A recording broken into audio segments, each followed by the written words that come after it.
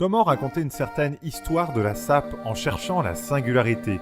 Voilà une première tentative de réponse et c'est dans le ventre de Paris que s'ouvre cet épisode. Face à nous, l'élégance du bleu de Moulenne, la trilogie des couleurs du célèbre Mobile de Calder, la promesse du surréalisme de Magritte. À tout cela, pourrait aussi s'ajouter le pourpre et le jaune du général Firenze, super crack gothique et créateur du ministère de la Sape. Ensemble, nous parcourons les ruelles jusqu'au passage Molière pour saisir ce qui fait de lui un des emblèmes du parisianisme et de cet art de l'imprévisible frisant le punk, son histoire depuis les premiers souvenirs de Paris.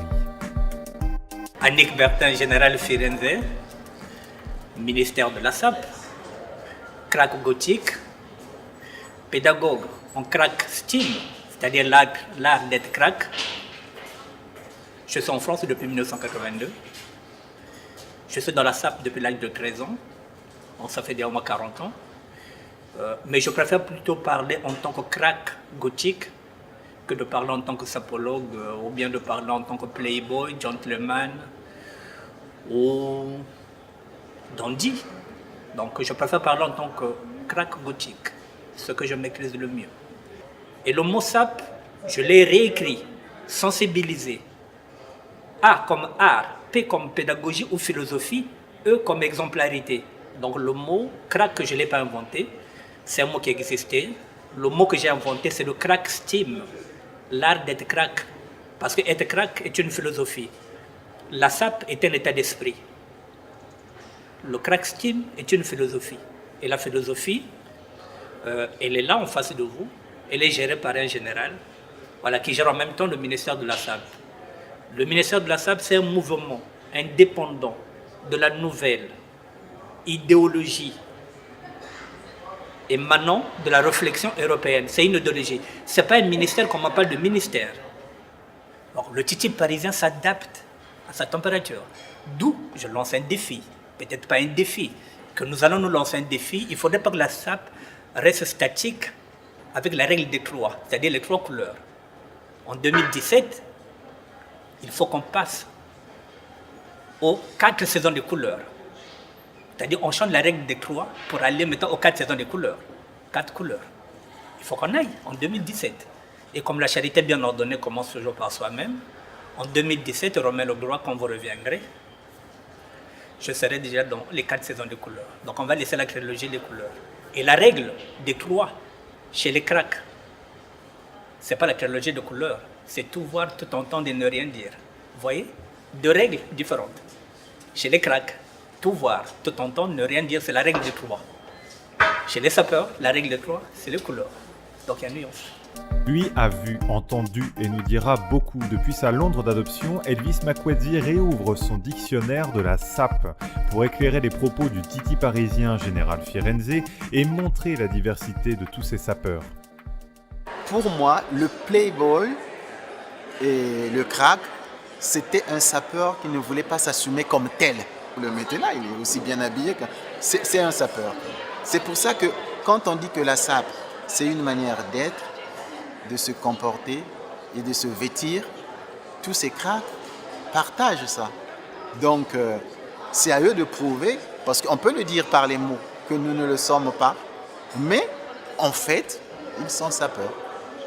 Il y a quelques années, quand on partait à une fête, si on était 200 Parisiens, il y avait 200 tenues différentes.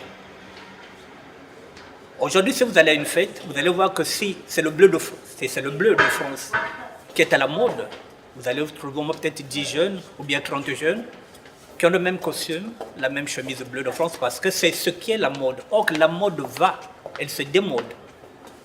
Donc, il ne faut pas être derrière la mode, il ne faut pas être devant la mode, il faut être dans la mode, il faut vivre la mode. Puisque la mode, vous savez qu'elle se démode et qu'elle revient encore à la mode. Donc, vous devrez être la mode. Donc, il y a une nuance. C'est-à-dire, le mythe du parisianisme, c'est payer les plus beaux vêtements ici et aller frimer au Congo. C'est ce qu'on appelait le parisianisme. Et moi, je fais partie du parisianisme qui vit avec et pour la sape, pour le vêtement. Je vis vêtements, je respire vêtements, j'adore le vêtement. Moi et le vêtement, nous formons une seule personne. À l'époque, pour tout celui qui s'initiait à la sape, on se disait, mourir sans voir Paris est un crime. Donc, en fait, c'était comme les musulmans, avant de mourir, voient la Mecque, on se disait que pour tout sapeur, il fallait voir Paris. Et en plus, parce qu'à Paris, il y avait la maison des étudiants congolais qu'on appelait la Mecque, on abrégé MEC, la Mecque. Mais en fait, c'est comme un clin d'œil de la Mecque, de la véritable Mecque, mais ça, c'est la Mecque de l'habit, de l'accoutrement. Et les étudiants qui sortaient de là, ils étaient toujours très bien habillés. Comme on disait que Paris est un grand garçon de 15 ans, ou bien Paris est une belle fille de 15 ans qu'il faut savoir amadouer. C'est-à-dire qu'il y avait des difficultés. Pour Paris, on te dit que c'est une fille de 15 ans, il faut savoir l'amadouer, il faut savoir la draguer. Ou bien c'est un garçon de 15 ans qui est difficile. C'est-à-dire que c'était une façon de nous dire que il y a des avantages à Paris, il y aura aussi des inconvénients. Je ne pourrais plus dire, par exemple, à ceux qui sont au Congo, mourir sans voir Paris, c'est un péché. Je leur dirais de réfléchir à 2 fois. Les tons ne sont plus les mêmes. Comme disait Servo Seniarkos qui disait Kitendi. Oui. C'est-à-dire, il est en train de dire que ne laissez pas votre religion des vêtements. Aujourd'hui, ce discours est caduque, il est périmé. On ne peut plus vivre d'amour et de vêtements. Comme on disait dans le temps, on peut vivre d'amour et d'eau fraîche. Les temps ont changé. La SAP, c'est l'une des choses les mieux partagées au Congo. C'est un patrimoine culturel. Vous voyez d'où on vient et où on est, et c'est pas fini. Aujourd'hui, toutes les chaînes du monde, qu'elles soient russes, américaines, chiliennes, parce que j'ai rencontré des Chiliens aussi à Brazzaville qui venaient pour la SAP, presque les chaînes du monde entier, françaises, s'intéressent à ce patrimoine culturel. C'est pour ça que j'ai écrit aussi ce livre, d'une part pour apporter ma pierre à la construction de l'édifice, à faire mieux connaître la SAP, mais aussi à faire en sorte que les choses soient maintenant écrites pour la postérité. Parce qu'avant la tradition orale, les choses se perdaient. Donc il était impératif que tout cela soit mis à la disposition du public, des chercheurs, des connaisseurs, des sapeurs. Les premiers sapeurs des temps modernes, c'est-à-dire les anciens combattants, particulièrement ceux qui sont revenus de la Seconde Guerre mondiale, avaient connu des atrocités. Tout le monde sait ce que c'est que les atrocités de la guerre mondiale. Et les sapeurs des temps modernes, donc, ont eu la vie sauve grâce à Nzambi Mpongo. Donc pour eux, c'est grâce à Dieu qu'ils ont eu cette vie sauve. Donc, partant de ce point de vue, ils sont arrivés au Congo, ils ont remercié leurs ancêtres aussi, ils ont remercié Dieu, et ils se sont dit, nous nous battrons pour l'émancipation de l'homme noir, mais d'une manière pacifique. Donc, il est important de le relever. Les sapeurs sont avant tout les non-violents. On les appelait les corbeaux à l'époque. Quand ils se battaient pour l'émancipation, on les appelait corbeaux. Pendant l'indépendance, ce nom n'est pas anodin. C'est-à-dire qu'on leur avait demandé de payer les impôts. Ils étaient récalcitrants. Ils ne voulaient pas payer l'impôt qui ne servirait pas à construire le pays, mais plutôt qui alimenterait l'Occident. Et en dehors des impôts, ils ne voulaient pas avoir la carte d'identité.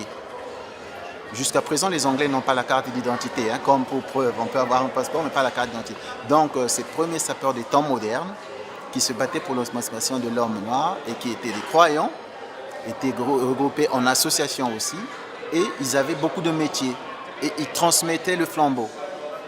Dans ma famille, il y a eu des anciens combattants. Mon grand-père était ancien combattant.